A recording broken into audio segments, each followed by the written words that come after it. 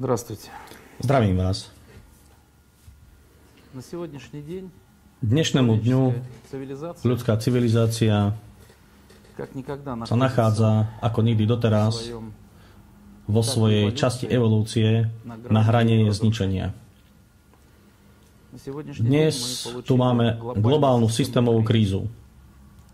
Táto kríza sa týka politiky, táto kríza sa týka ideológie, týka sa financií a táto kríza sa týka ekológie. Dokonca, podľa toho, čo vidíme, táto globálna kríza sa dotkla aj náboženských konfesí. Vychádzajúc z toho, my ako EB1 sme v týchto ťažkých časoch pre svet povinní konať. Sme povinní konať jasne, presne a nestranne. Chcem sa obrátiť na prezidentov krajín sveta, chcem sa obrátiť ku kráľom krajín, k cárom, chcem sa obrátiť k tým lídrom, ktorí sú pri moci. Chcem vám oznámiť nasledovné.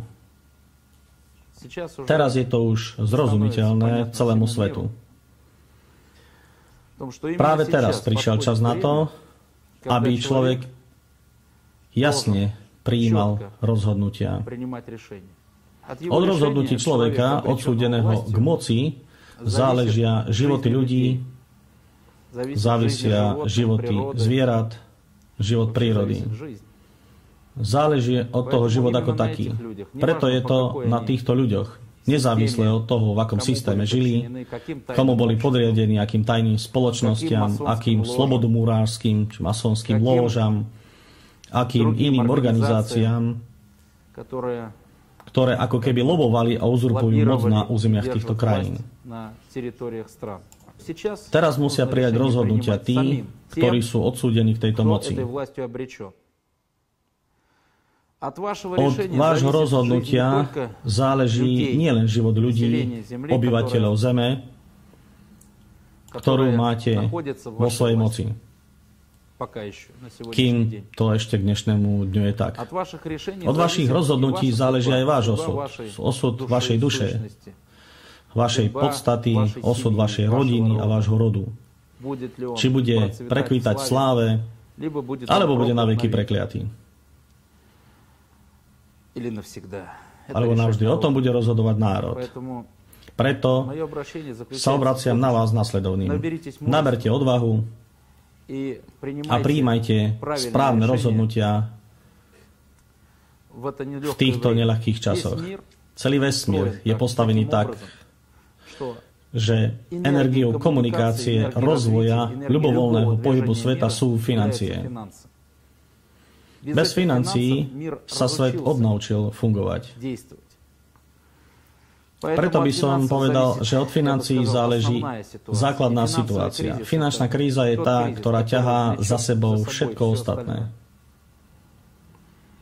Obraciam sa na prezidentov krajín, k premiérom krajín, k ich zákonodárnym zhromaždeniam. Obraciam sa k tým, ktorí vplývajú na týchto ľudí.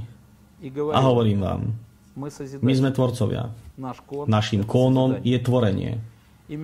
Vychádzajúc práve z tejto ideológie, z tejto veľkej filozofie, vás vyzývame zúčastniť sa stretnutia, kde spoločne zorganizujeme východisko z tejto krízy, aby sme vyviedli ľudstvo z tejto smrteľnej pasce, chaosu a deštrukcie, ku ktorej nás priviedla roztrieštená civilizácia.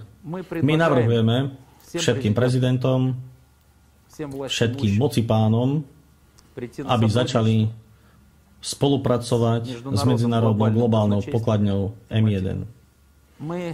My sme tu len kvôli týmto problémom, aby sme boli súčinní pri záchrane ľudstva, záchrane kultúry a aby sme nielen zmenili svetový finančný systém, ale aby sme zmenili celý ľudský svet, vybudovať svet tak, aby fungoval a dával život rozvoju a prekvitaniu celého ľudského rodu, prírode a našej Matky Zeme. Človek rozumný sa líši od ostatného života zvierat tým, že má rozum. A tento razum je schopný adekvátne vnímať okolitý svet, životné prostredie, situácie, hrozby, pozitívne momenty vo svete. Tento razum musí byť teraz, tak ako nikdy predtým, koncentrovaný na východisko z tejto pasce, do ktorej nás dostala nevedomosť. Nevedomosť je tá tma, ktorá zachvátila náš svet. A východiskom z tejto tmy je svetlý razum. My sme vytvorili špeciálne medzinárodné antikrízové oddelenie pre východisko zo svetovej finančnej krízy. Práve teraz rozosielame informáciu o tomto oddelením všetkým lídrom krajín, všetkým centrálnym bankám, všetkým medzinárodným organizáciám. Naše kontakty sú transparentné. Očakávame vaše pozitívne reakcie, aby ste sa mohli pripojiť na túto platformu, ktorá začne východiskový proces celého sveta z tejto krízy. Roztrieštené kroky rôznych tajných spoločenstiev, rôznych záujmových skupín nepomôže k východisku z tejto krízy. Pretože, aby ste mohli výjsť z tejto krízy, musíte mať na to právo. Finančné právo. Toto právo sa nachádza v M1. M1 nevznikla preto, aby si uzurpovala toto právo. M1 vznikla preto, aby správne prerozdelila toto právo medzi krajinami, zodpovedajúcimi medzinárodnými organizáciami, medzi potrebnými a tvorivými programami a projektami, ktoré vedú ľudstvo po ceste tvorenia. Práve na základe tohto práva s radosťou a s hlbokým bratským pocitom sme pripravení podeliť sa o toto právo s tými rozumnými mocipánmi, lídrami, ktorí sú teraz v rôznych krajinách pri moci. Chcem pripomenúť všetkým lídrom a mocipánom, že to najhodnotnejšie na zemi je národ. Národ to je náš rod. Náš rod je spoločný, nebeský. Je potrebné zabudnúť na všetky spory, teraz je potrebné zapojiť razum. Ten nie je nikdy nepriateľský. Razum ide vždy cestou tvorenia. Zvíťazí rozumný. Ožije do svetlého života. Len razum je toho schopný dostať z toho celé ľudstvo. Spomeňme si na to, čo je to rozum. Stretneme sa a vyriešime všetky problémy. Ďakujem.